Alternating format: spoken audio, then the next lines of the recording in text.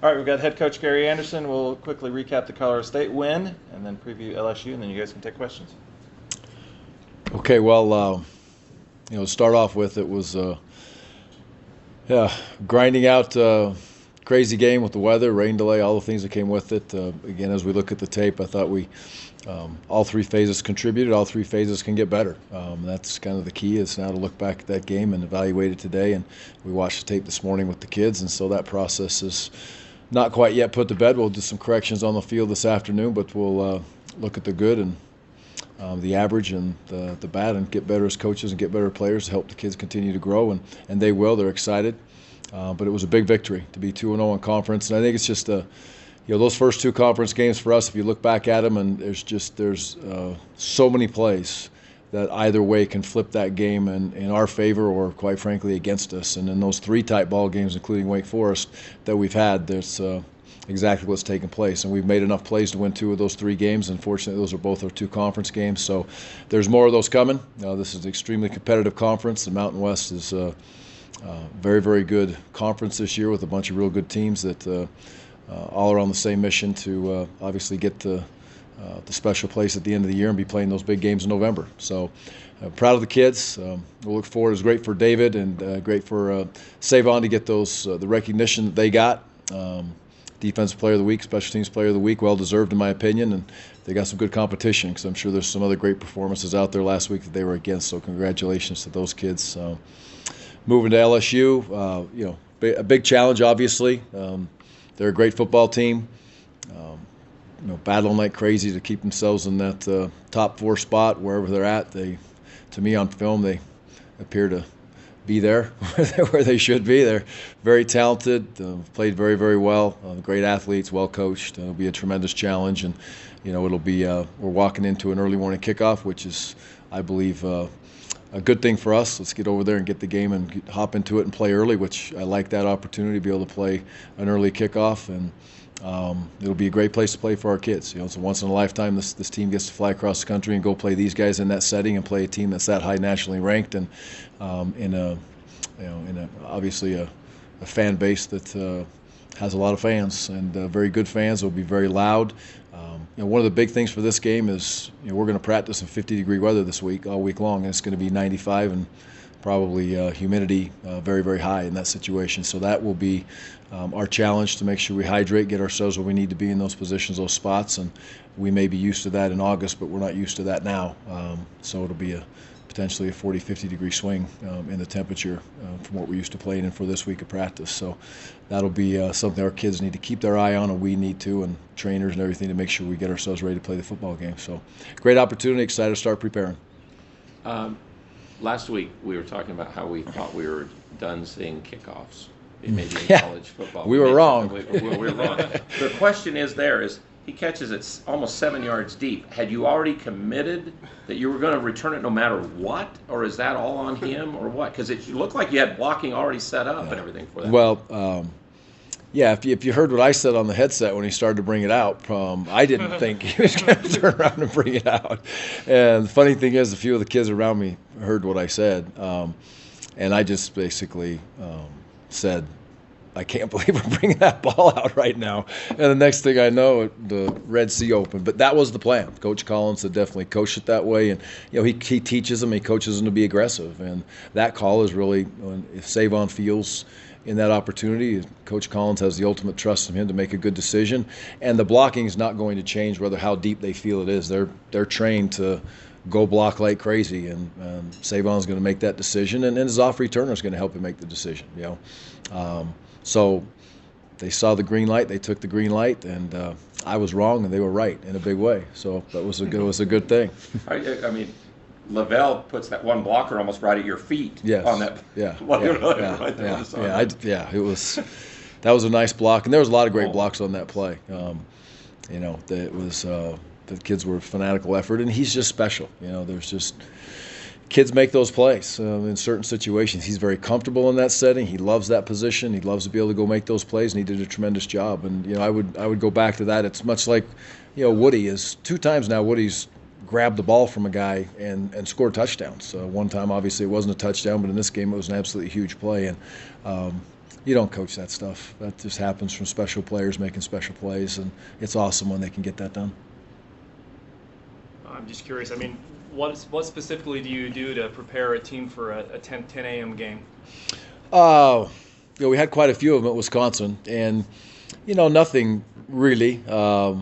It's early. We know it's going to be early. Our kids are used to getting up, and they'll eat breakfast, and we'll line up and go play. So it is an early kickoff for us, but we've had practices that are early. We have off-season workouts and conditioning that's early. I don't think it'll be. We'll talk about it and make sure they're prepared for it. We'll get them to bed a little bit earlier that night, which the clock's back an hour, so that helps them. But we won't travel any different. We'll land and get to the hotel, eat dinner, and spend some time together as a team and give the kids a chance to be able to get with their family members if they're there, give them a couple hours to spend some time with their families, which obviously they won't get on Saturday. And we'll jump out of bed bright-eyed and bushy-tailed at 6 o'clock, 6:30, whenever that is, and go eat breakfast and have a quick walkthrough and jump in and throw on the pads and away we go. So nothing over the top really different. After the kickoff return from Sabon, they said the heck with it, we're just going to pooch it the rest of the way. Do you change the way what guys you have on the kickoff return after that, knowing you probably want your best hands team on there, just in case? No, again, Coach Collins didn't really change the personnel. The one time we put G. Bright back there to catch him and see if we could catch him a little bit. And we'll have some potential tweaks to that in certain situations. If they give us a window, there's things you can try to be able to get on blockers earlier. And again, I think our kids are very, very well trained in those special team situations to adapt their blocking schemes to the kick, because they actually can see the kick when it goes over their head. They have an idea of where it's going. Is it going to the left or to the right? You can see the demeanor of the kicker. It's different if he's trying to pound it out of the end zone or kick a deep ball rather than pooch it up there. He's definitely winding up different, and his approach to the ball is different. So there's some coaching going into that, and we'll still try to be aggressive as we can in that position. But the biggest thing is when you pop it up in that scenario, you don't want to put a kid in harm's way of just saying, hey, catch the ball and, get smacked the second you catch the football. You want to be able to give them an opportunity to either fair catch that ball with good field position or catch it and have a couple blockers and potentially get great field position. Besides Bright and Woodward, who else really stood out from this game individually? I mean, Leverage, obviously, I thought really, really played well. It looked like Troy and Baker were our defensive players of the game, and they both played extremely well. The play that Baker makes, and we talk all the time about, and I won't stop talking about it because it's so important. It was a 60-yard sprint to recover a fumble. That's an amazing football play. And that wasn't just that play that made him player of the game or co-player of the game, I suppose, for this week, but he played at a very high level. But those are potential season-changing plays, not just game-changing plays, possible season-changing plays. And when it's as tight as it is in that scenario, it's tied up right there. Cam keeps fighting to get the ball out in that situation. Ball lands on the ground, and we end up getting it. So those two kids I thought played really well. Troy was down in the box more this week, made some big plays for us. It was great to see. Tipa, again, I think continues to play better and just has more opportunities to make some plays, and he's taking advantage of those scenarios and those situations. And then, G. Bright, 179 yards, longest run 15 yards. Come on now. That's a tough young man battling for those yards and just grinding it out. And Jalen was hurt, and so he had to keep on going and plugging when he was extremely tired and kept playing. And there's more. I don't want to leave kids out. Caleb, I think, played his best game overall, and from what the offensive coaches have told me, and from an assignment standpoint and everything that comes with that, he obviously had a big touchdown. So there were some tremendous individual efforts in all three phases that gave us an opportunity to win a tough ball game in tough conditions. And last week I said to you, I thought Jordan Love played one of his better games against San Diego State and didn't throw a touchdown. What was you guys' evaluation of Jordan this week? Well, as always, with the reflection back on the quarterbacks when he throws a pick, it's, why did he throw a pick? There's a lot that goes into that. Jordan was very competitive. When he needed to use his legs, he used his legs in an extremely positive way for us to move the chains, keep the ball going. His demeanor was extremely good. He stayed in the moment, and he did everything he could to help us turn around and win a football game that was not the greatest of conditions. Quarterbacks don't wake up in the morning on game day and say, I hope it's raining sideways, and catching the ball and fielding the ball and all those things that come with it become very difficult. So we thought he played good and definitely gave us an opportunity to win the game. And Jordan he's our guy, man. As we go, as he goes, we go, and it's going to be like that, especially with the type of offense we run. He made some big plays to again allow us a chance to win. Tackling is always going to be important, but these guys are averaging 15 yards a catch. So just how much of a premium is it going to be for your secondary to wrap up in the open field? Yeah. It's a big deal in this game. Speed and space, it's something that we talk about all the time. And again, it's at some point in speed and space, the coaching is over, and we do all we can to help them get in those spots. But running to the football, having more than one guy around the football as much as we possibly can, and having those kids be able to get an eye on the ball and be able to close it down and try to keep them in a phone booth instead of give them a third of the field to be able to make you miss. And it's hard for any position group or any single player to tackle a guy when there's a bunch of grass out there. That's what that offense is designed to do. That's what our offense is designed to do, is get people in space and make a miss once you get the ball in their hands. And it's not just their wide receivers, it's the running backs who are very, very talented. They're strong, powerful kids. They have the ability to make you miss. And it's you throw on that film and basically the offense starts the game, and it seems like it's all of a sudden it's like 35 to whatever the score is really, really quickly, and they score awful fast. So it's just, you've got to be able to hopefully find a way to try to confuse the quarterback a little bit. He's a very talented player. He's been in this thing for a long time and done a lot of good things, but try to just get him off his, just absolutely knowledge of, okay, I've seen this on film 35,000 times and here we go, and it's the way it's been for me and how I'm taught to be able to do it. And then, you have to tackle well. And it's a big, strong, physical offensive line. So you have to earn your right with those guys also. So, they're not who they are, and they're not ranked where they are because they're not deserving. There's not a bunch of chinks in their armor where you sit there and say, okay, well, we're going to exploit this guy. You're going to have to earn your right in all phases. You're going to be asked about Dave Aranda this week, obviously. Dave Aranda was fired, I think, at Hawaii before you hired him. Can you talk about when you hired him and then now going against him and Bill Bush and some of these guys down there? Yep. Corey's there too. So 3 of the guys on the defensive staff at LSU have been here at Utah State and really got a good start here, or a good fresh start here, however we're going to look at it, at Utah State, and catapulted them to where they are today, which is awesome to see. But with Dave, specifically, Dave was at Hawaii, and we obviously coached against Hawaii that year. And Coach McMacken, who I had known for a long, long time, was the head coach at Hawaii. And when we had an opportunity for a defensive coordinator, I was looking around asking people about defensive coordinators. I had met Dave at a camp in Hawaii, high school camp, and we spent 3 or 4 days at a camp together coaching D-line and just, kind of exchanging back and forth, and didn't know him at all other than that. But those 3 days were big. Coach McMacken said, Gary, there's one guy you need to hire, and it's Dave Aranda. And so I got to talk to Dave, spent some time with him, and at that point we were in a transition. We were in a transition from a 4-down front moving to a 3-down front. That's the days when, it's the same deal you do every year. You get your best 11 players. Well, we had you had Kyler and you had those guys and you had the Vigils and had a lot of outside linebacker type kids, so we wanted to get into the odd front. And he hadn't really done it. He was a 4-down quarters guy, and we were a 4-down middle close cover 3-man team. But we wanted to develop, and so Derek Odom, another guy who has ties here, we came together and started communicating and talking about the odd front, and Dave's just done a tremendous job from that point on of just evolving the odd front, the even front, using his guys. He does it all now. He does some down even front, odd front stuff, but he was awesome for me at Wisconsin, and he's had his opportunities. He's taken advantage of his opportunities, and Bill's done the same thing, and Corey's been there for a long time at LSU, and now all 3 of those guys are together. But Dave's a great coach, very good person, great family man.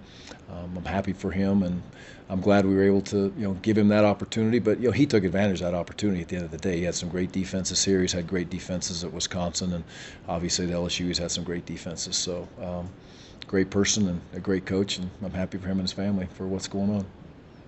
Coach, your depth chart seems to get thinner by the week, it seems. And I was wondering, do you guys prioritize your depth chart and by position before the season, or is that a week-by-week basis because you just don't know what's going to happen? Yeah, it's. I don't know if that makes sense. Yeah, well, you should set your depth chart at the end of camp for what you got, right? And hopefully you come out of camp as healthy as you can be. And that's one of the biggest challenges. And it's you never want to see kids get hurt. You never want to see kids get injured. But you always try to massage your depth chart to, put you in a position to be able to win football games. And sometimes that's easier than others. Some places you're more gifted with talent or depth, if you will, than other positions, but it's something that you can't control. And when we are here, we pride ourselves on being a developmental program, so we're not going to have the depth, and I don't think anybody in our conference would sit back and say, oh, well, we just have this amazing depth. There's a lot of young guys that are developing. There's a lot of young guys that are getting their tails in the weight room this time of year and need to gain whatever. An offensive lineman may need to gain strength and 20 pounds before he's able to even have a chance to compete, but he's athletic. And so his goal is to, close the gap as he goes through time. Well, that might give us 8 healthy offensive linemen or 8 offensive linemen we feel good about, or quite frankly, sometimes maybe 7. That's just the way it is. And that's the same with every position. So you base it off every week. You kind of tweak it as needed.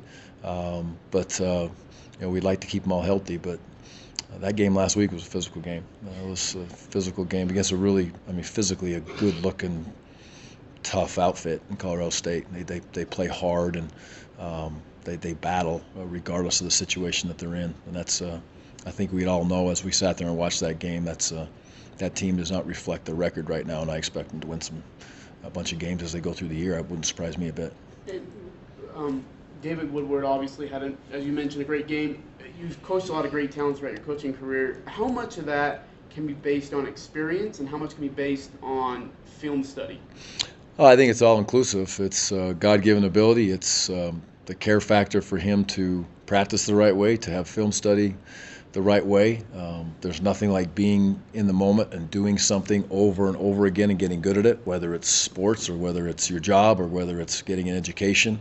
All those things tie into it, and David has a huge care factor in all those areas, and that's what I think really allows him to be able to make the plays he does. And David has his own style. He plays within his style. And I credit Coach Enna for allowing David to play in that style. And David's he's more like Bobby Wagner. Bobby was a little bit, I don't want to say a freelancer, but he was going to do some things that normally on the board you might not say, well, you're supposed to be here, but you were over there and you made this play. And his instincts are a big part of playing linebacker. And we try to build a lot of the defense around his abilities to be able to use his instincts. We just don't want him to be just be on a train track and you're the A-gap player every single time and you got to get there whether the ball goes there or not. And so I think that Coach Enna and David have worked together to kind of allow his game to be played with his natural ability, his instincts, but his care factor daily is huge to be a really good football player. What is Joe Burrow really like, their quarterback? I mean, he looks like he's really the real deal and exactly what they needed. Yeah, got experience, obviously. I think he's very, very at home and at peace and really likes the offense that he's running. He loves the RPOs. He more so than anybody we've played this year, even more so than Wake Forest. Wake Forest was that little different style which we saw, which is very effective, but this guy he's going to stick that ball in there and really look and see, and has just tremendous trust in pulling the ball and throwing it late on some of the RPOs to let him open up. It's you can take windows of RPOs away with different things. And again, I try not to get too technical in these discussions, but there's opportunities to take windows away early, but then they're going to come open later. And then there's to take them away later, but they're going to be open early. And he does a really nice job of playing that chess match, if you will, with the defensive backfield and with the defense as a whole as far as the RPOs. He throws a deep ball nice. He gives his wide receivers an opportunity to make plays. And he's also athletic enough to get himself out of trouble. There was teams have tried a lot of different things against him. They tried pressure against him, and I would say that's been probably the least effective part for the defenses. He's carved up pressures and really given his skill players a chance to catch the ball in space, and that has not gone well. Texas and some other teams have tried to drop 8 a lot, and that's where the chess match comes in. Can you get him off his point with the 3-man rush and cause him some problems, or is he going to sit back there for 5 or 6 seconds and with a really good old line and still have the ability to pick you apart? So he's a great fit for what they do. He's a great quarterback, and he's surrounded by obviously extremely talented kids. Their defense, they've had 19 different players account for 25 tackles for loss, 12 for their 11 sacks. I mean, how impressive is their depth defensively, and how hard is the game plan for?